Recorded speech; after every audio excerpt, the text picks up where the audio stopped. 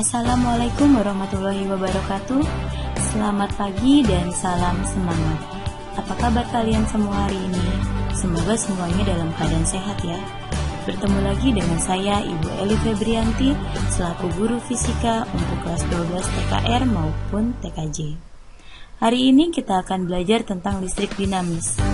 Listrik dinamis, apa sih yang disebut sebagai listrik dinamis? Kalau sebelumnya kita sudah belajar tentang listrik statis, maka sekarang kita belajar listrik dinamis. Listrik dinamis, namanya saja dinamis, artinya ada perubahan, ada pergerakan. Apa yang disebut sebagai pergerakan dan perubahannya? Yang disebut sebagai pergerakan dan perubahannya ini adalah elektron. Jadi, ada yang namanya arus listrik. Terjadinya aliran arus listrik karena perbedaan potensial listrik yang mendorong muatan positif mengalir dari potensial tinggi ke potensial rendah. Aliran muatan listrik positif ini yang disebut sebagai arus listrik. Nah, jadi listrik dinamis ini identiknya adalah elektron yang bergerak dari potensial tinggi ke potensial rendah, atau yang bisa kita kenal sebagai arus listrik. Arus listrik mengalir secara spontan dari potensial tinggi ke potensial rendah melalui konduktor, tetapi tidak dalam arah sebaliknya, atau bisa dikatakan sebagai arus searah.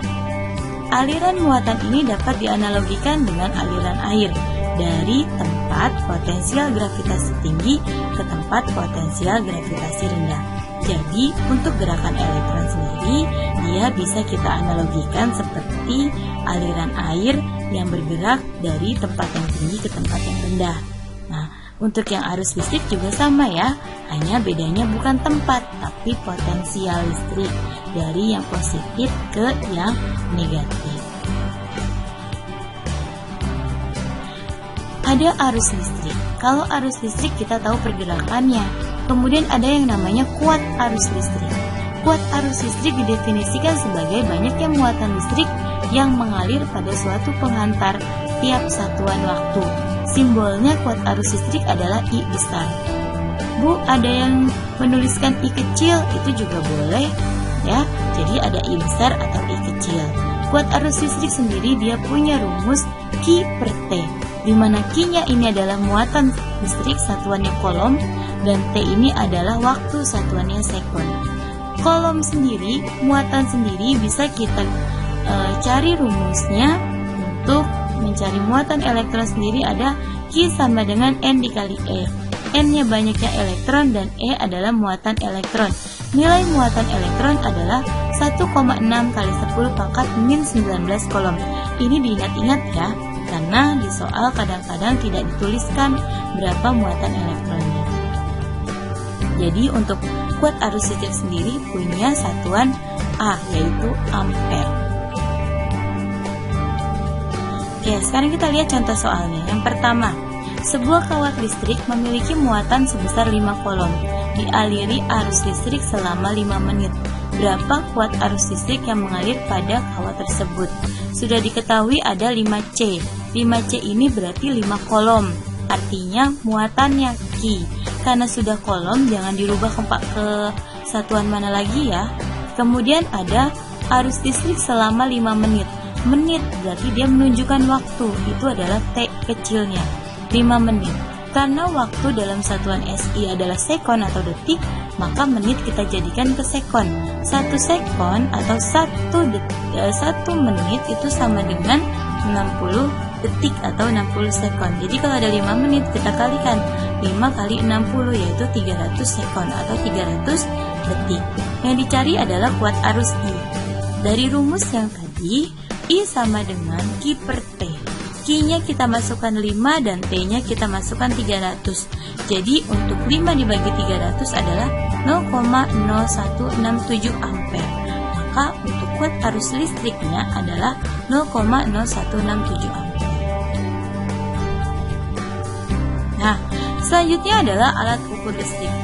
Di sini kita lihat yang sebelah sini yang simbolnya W, ini adalah untuk menghitung daya. Untuk mengukur daya wattmeter ya. Kemudian yang ini yang ada tulisan A-nya ini kita bisa mengukur arus atau ampere meter.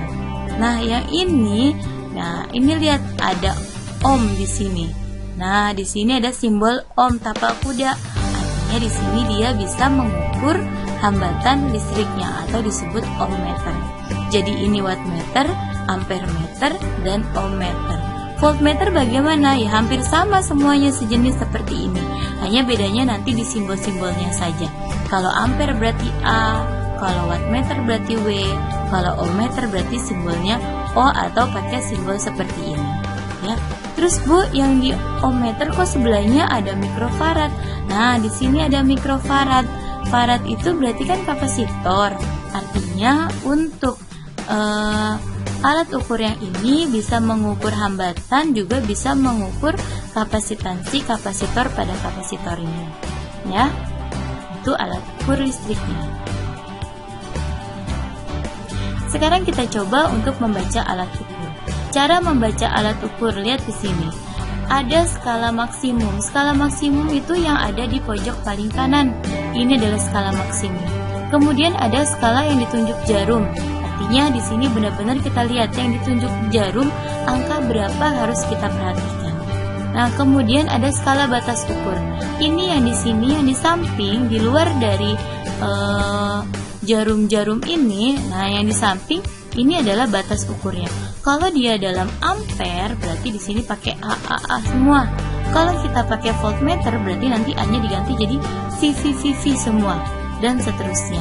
Ini adalah batas ukur. Jadi untuk membaca alat ukur, baik itu ampere meter, ohmmeter, voltmeter, apapun itu, maka cara bacanya nilai yang terukur sama dengan nilai yang ditunjuk jarum dibagi nilai maksimum dikali batas ukurnya. Nah, kita lihat di sini contohnya. Nilai yang ditunjuk jarum itu berapa? Nah, yang ditunjuk jarum di sini berapa? Oh, di sini ada 34.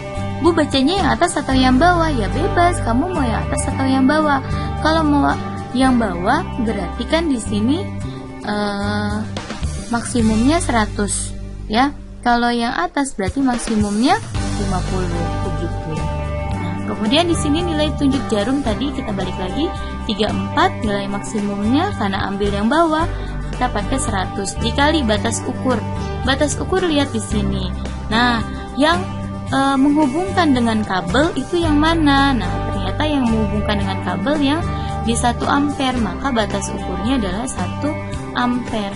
Jadi 34 dibagi 100 dikali 1 sama dengan 0,3 ampere. Batas ukur diambil salah satu ya, hanya yang terhubung dengan kabel. Yang tidak terhubung dengan kabel seperti 100, 5, dan 10, artinya jangan dimasukkan ke dalam nilai yang terukur. Seperti itu, paham ya? Oke, kita lihat contohnya di sini. Perhatikan jarum petunjuk pada ampere meter di bawah ini. Hitunglah kuat arus listrik yang terukur. Skala yang ditunjuk jarum di sini ada 60. Skala maksimumnya adalah 100. Nah, kemudian batas ukurnya lihat. Yang terhubung dengan kabel 0 dan 5. Nah, 0 nggak mungkin kan kita ambil, jadi kita ambil yang ada angkanya yaitu 5. Jadi batas ukurnya 5 ampere. Jadi untuk kuat arus listrik yang terukur adalah skala yang ditunjuk jarum dibagi skala maksimum dikali batas ukur. Yang ditunjuk jarum 60, maksimumnya 100 dikali batas ukurnya 5. 60 dibagi 100 dapat 0,6, dikali 5 dapat 3 ampere. Maka kuat arus listrik yang terukur pada jarum penunjuk ampere meter adalah 3 ampere. Ingat ya, kalian sudah pernah belajar ini di produktif. Jadi harusnya sudah lancar ya. Setelah kuat arus listrik, kita belajar tentang potensial listrik. Potensial listrik disimbolkan dengan V. Dia didefinisikan sebagai energi potensial listrik per satuan muatan listrik. Misalkan ketika berada pada titik A, muatan Q mempunyai energi potensial listrik sebesar EPA. Maka potensial listrik pada titik A dirumuskan sebagai berikut ya. Jadi ada V sama dengan EP dibagi Q. EP-nya adalah energi potensial dan Q-nya adalah muatan. Satuannya adalah joule per coulomb atau sama dengan volt.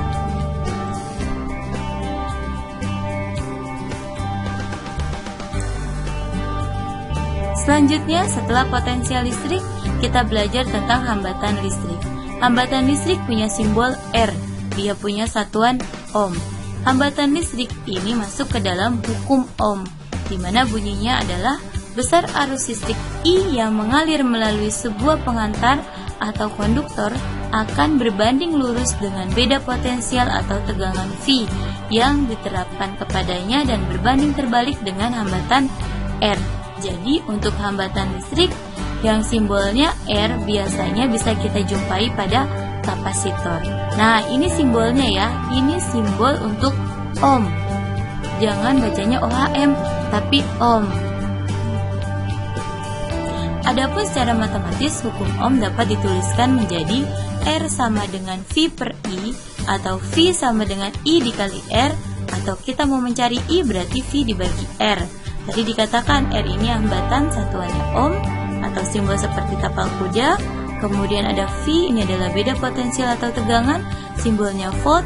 Kemudian ada I, di sini adalah kuat arus listrik, satuannya ampere. Sekarang kita lihat contoh soal ketiga. Pada suatu rangkaian listrik sederhana terdapat penyuplai daya dengan tegangan 10 volt dan beban dengan hambatan 10 ohm. Berapakah besarnya kuat arus pada rangkaian tersebut? Kita sudah diketahui ada 10 volt. Karena satuannya volt berarti dia potensial atau tegangan listriknya. V sama dengan 10 volt. Kemudian ada 10 ohm. Dikatakan ohm berarti itu adalah hambatan, simbolnya R besar. Tulis R sama dengan 10 ohm. Yang ditanyakan adalah kuat arus I. Tadi sesuai dengan hukum ohm, mencari I bisa kita tuliskan V dibagi R. V-nya 10, R-nya 10. 10 dibagi 10 dapat 1. Ingat ya, 10 dibagi 10 bukan 10 dikurangi 10. Jadi nggak ada hasil yang 0, tapi hasilnya adalah 1 ampere. Contoh soal yang kedua dari hukum ohm. Diketahui nilai tegangan pada suatu rangkaian sebesar 24 volt dan nilai arus yang terbaca pada ampere meter sebesar 10 mili ampere. Berapakah nilai hambatannya? Sudah diketahui ada 24 volt, lagi-lagi volt. Berarti ini adalah V-nya, tegangannya. Tulis V sama dengan 24 volt.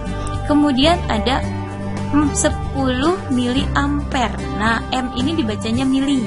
Kayak kamu misalkan mm itu milimeter. Nah, MA berarti mili ampere. I sama dengan 10 mili ampere. Karena masih mili ampere, kita harus jadikan ke ampere. Mili ampere ke ampere sama seperti milimeter ke meter. Naik 3 tangga. Karena naik berarti dibagi. 3 tangga berarti dibagi 1000. 10 mili ampere sama dengan 10 dibagi 1000 dapat 0,01 ampere. Yang ditanyakan adalah nilai hambatan R. Nih, R sesuai dengan hukum ohm, berarti R sama dengan V dibagi I, atau sama dengan V-nya 24, I-nya 0,01. Hasilnya adalah 2400 ohm.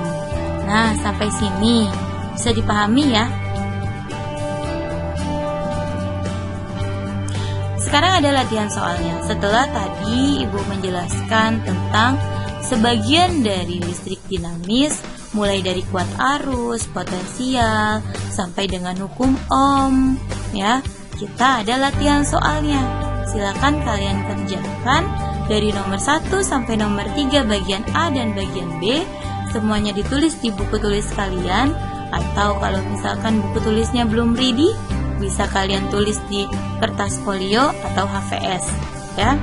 Ditulis semua soalnya lengkap beserta dengan gambar, kemudian jawabannya. Setelah itu difoto dan upload ke link yang sudah disediakan di PJJ masing-masing.